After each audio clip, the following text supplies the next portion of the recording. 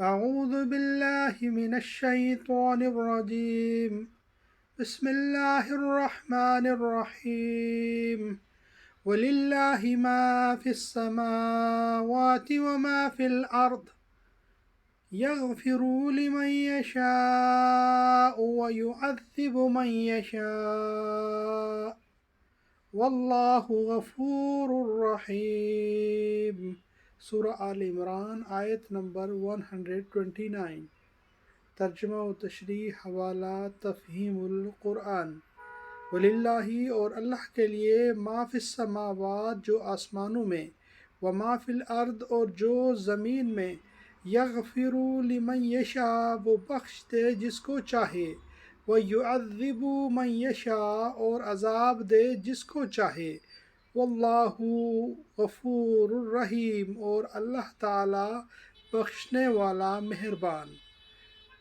زمین اور آسمانوں میں جو کچھ ہے اس کا مالک اللہ تعالی ہے، جس کو چاہے بخش دے اور جس کو چاہے عذاب دے، وہ معاف کرنے والا اور رحیم ہے۔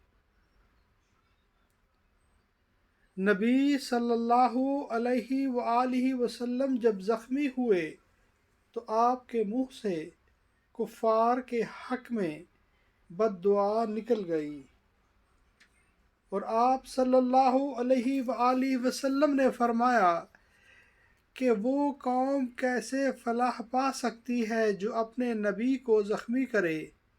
یہ آیت اسی کے جواب میں ارشاد ہوئی ہے۔ صدق اللہ العظیم۔ رب اغفر وارحم وانت خیر الراحمین۔ اللہم صلی علی محمد وعلی آل محمد کما صلیت علی ابراہیم وعلی آل ابراہیم انکا حمید مجید۔